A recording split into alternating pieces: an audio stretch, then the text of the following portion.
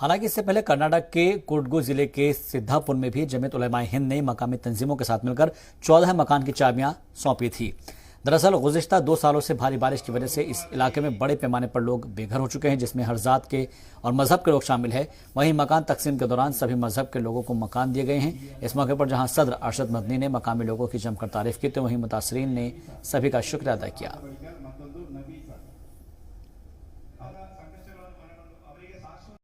यहाँ भी अभी ये 14 मकान हैं, लेकिन ये जो अगले 16 मकान बनने हैं जिनकी बुनियाद मुकम्मल हो गई है, उसके अंदर 16 में से 3 हिंदू हैं और बाकी मुसलमान हैं।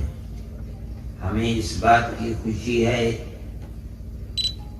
कि यहाँ की मुस्लिम तंजीम जिनके सदर मेरे पास बैठे हैं, इन लोगों ने इस सिलसिले के अंदर जमीयत उलमा हिंद की मदद की है। हम इन सब हजरात के बहुत शुक्रगुजार हैं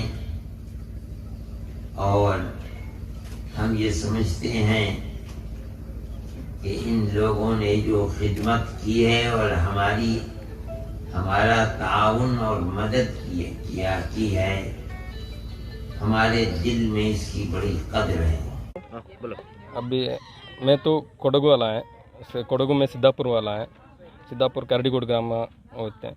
वो बारिश में वो घर गिरा था। अभी घर बना के दे दिया मुस्लिम जमात ने, सिद्धापुर मुस्लिम जमात ने घर बना के दे दिया है। अभी 2 साल पहले था एक घर गिर के वो हुआ था, अभी बना के दे दिया है। बहुत खुशी हो रहा है अल्हम्दुलिल्लाह। जमीयत उलमा जो हिंद है पूरा हिंदुस्तान काम करती है, खाली कर्नाटक नहीं, पूरा हिंदुस्तान के अंदर करती है।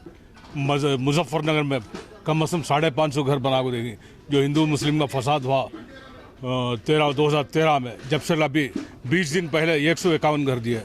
जो हम 3 साल पहले यहाँ पे कोडगु में और केरला में फ्लड हुए थे, तब हम आके विजिट आके पूरा सर्वे कर यहाँ पे बहुत सारा घरों कोलैप्स हुआ था। इसलिए हमने मदद करने के लिए हमारा कमेटी डिसीजन लिया है।